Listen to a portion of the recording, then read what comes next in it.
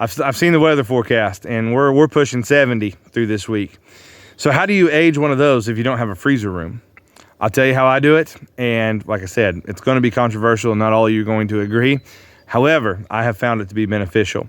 I once was lost, oh, but now I am found. Was blind, but now I see. Tonight is a very special night. Tonight is the night that many families will be gathered together telling stories. Some of them will be true, and some of them won't be true. You know who you are. Tonight is the night before rifle season opens up here in mid-Missouri. The night before you can break out a boomstick and try to go harvest a whitetail. There will be many, many people up in the morning on a Saturday morning, way earlier than they will be any other Saturday morning of the year. And there will be stories told, and there will be memories made, and there will be excitement, and there'll be heartbreak, and there'll be joy, and there'll be failure. There'll be people that will get wore out this week like they never have before or haven't in a long time, and there will be people that will learn things they have never learned before. There will be people that will see things in the woods they've never seen before, and it will be exciting and new and different. It may even make you laugh. I'll tell you a quick story. One time I was bow hunting, and I was up in the tree stand, and I was hunting this little power line strip, and I seen a squirrel, and he was just messing around in some brush in that power line, like hip high kind of young oak growth and just brush, right? And I watched this little 6-point buck come out, and he was feeding down towards that squirrel, and he had no idea the squirrel was there. And that squirrel come around the bush and him about the same time, and both of them scared the daylights out of each other, and I like teared up laughing. That's how hard I laughed. Another time I watched a hawk dive bomb a doe one time during rifle season, and that has to be the funniest. That's got to top the list of the funniest thing I have ever seen while I was deer hunting. I couldn't hold it together, man. Just laughing and laughing so hard the tears were rolling.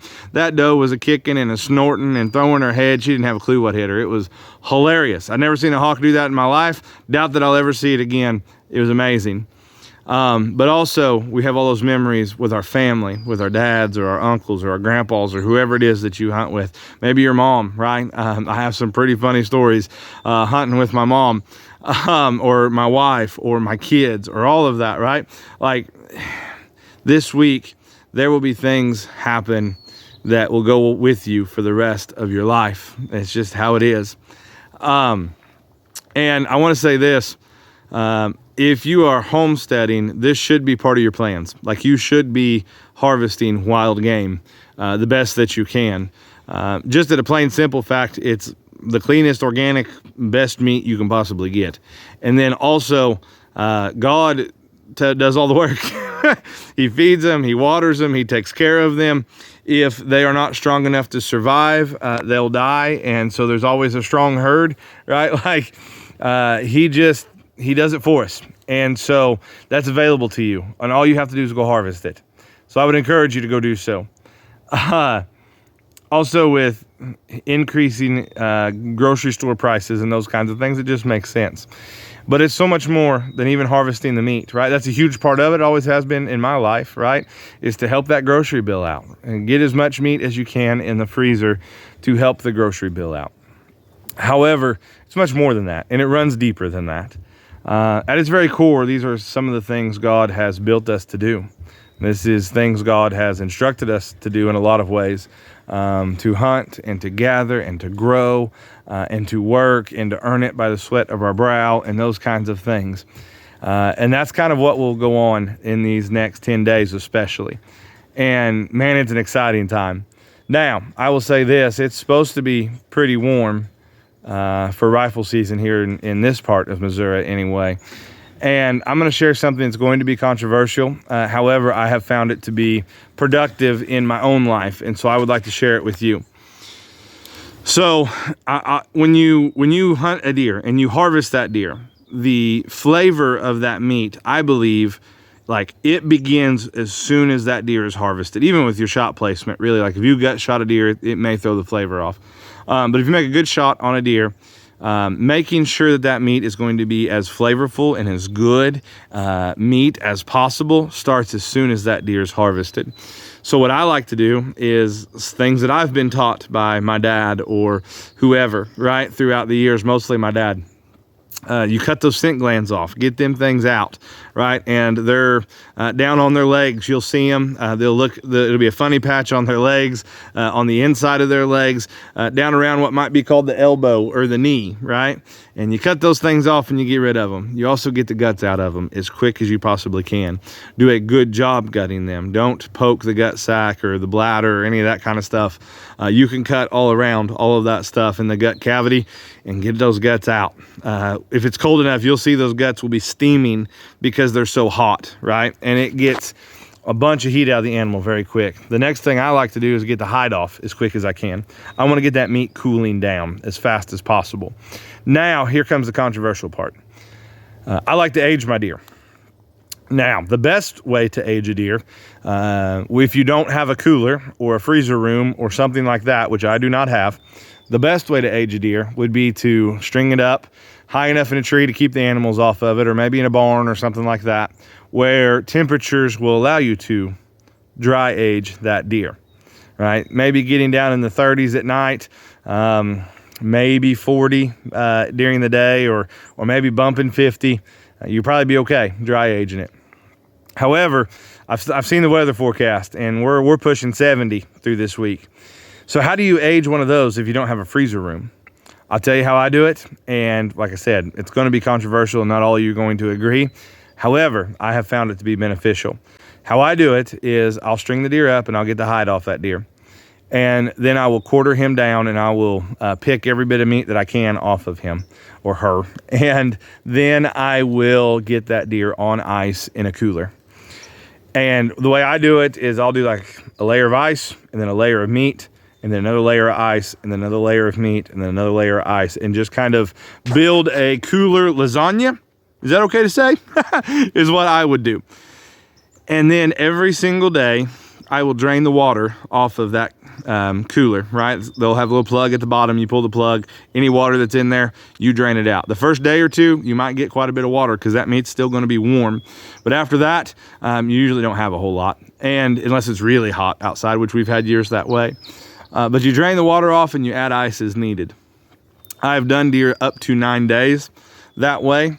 And that deer meat is fantastic. It is absolutely delicious. It makes the processing, whenever you go to actually trim that deer out and grind it and all that stuff, it may make it more cumbersome because that meat's wet and there's no way for it not to be wet. However, it's better than doing nothing. It's better than just going straight from the field to processing that deer. It will be a better flavored meat. It'll be a more tender meat. It'll be better, especially there's so many people that think they don't like deer meat. And I think mostly that is because it's not handled properly. And then when they go to eat it, they're like, man, this just isn't good. However, if you do what I've just told you, when it's warm, if you will put it on ice and at least like 3 days, right? I like to go 7, 8, 9 days. I don't know how far you can actually go. I thought 9 days was pushing it, but that meat was fine. It didn't have no funk. It didn't have no smell.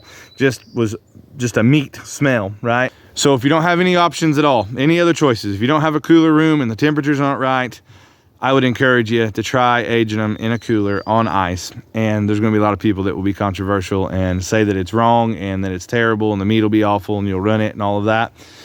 I'm here to tell you, I've been doing it a long time that way. You know who I learned it from? I learned it from my dad. Dad usually like 3 days in a cooler, then he would process them down. Like I said, and I've pushed them out to 9 days and they've been great. I would really like to know how far I can push one. However, I'm not willing to lose any of the meat. So 7, 8, 9 days, I've done that several times now and it's delicious. It's absolutely fantastic. All that aside, go out and make some memories. Go out and watch the squirrels and the birds and the turkeys and the deer or whatever else comes by that morning. Go out and let God's creation cover you like a blanket and feel his peace and his comfort. And if you don't believe in God, spending some time out in the woods ingesting his majesty, if you will. It'll make a believer out of you, man. It is just beautiful what he's created for us to enjoy on this side of eternity.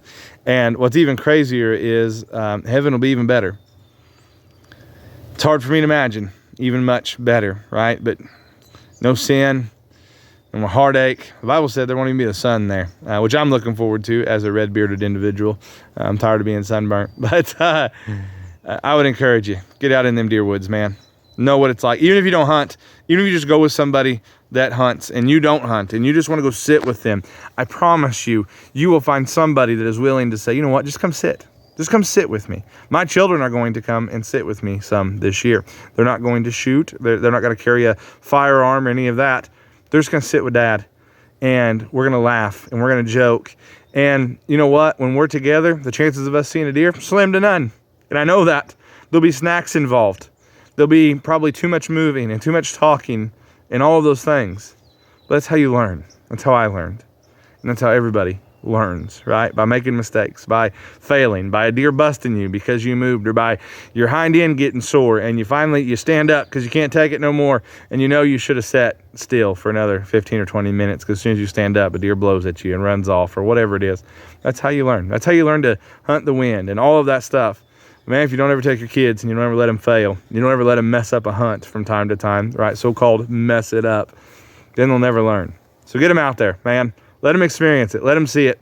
My daughter went with me the other day bow hunting, and she was just sitting in the tree stand right here by the house on our father-in-law's land. For those of you that don't know, we live on my in-laws' land here, and we're very thankful for that. And my little one, she went with me, and she had never, like, my priorities change when I take them hunting, right? And so it's like, what can we learn out of this experience? And she learned about walking in the dark. She went with me on her very first morning hunt, and she had to walk in the dark through a pasture that had some cows in it and get up in a tree stand in the dark. Now, I had my headlamp on, and we had some light, right? So when I was growing up, that wasn't always an option. I remember not being told, do not turn that light on unless you absolutely have to have it, right? Which I agree with, actually. I've turned it on and gotten busted before. However, just get them out. Let them enjoy it. Let them see it. Let them experience it. Just the first time I ever took our oldest one, I told my wife, if we can just learn to whisper. If all we accomplish today is my child learns to whisper when we're deer hunting, it's a victory. Appreciate you guys watching. We'll catch you on the next video.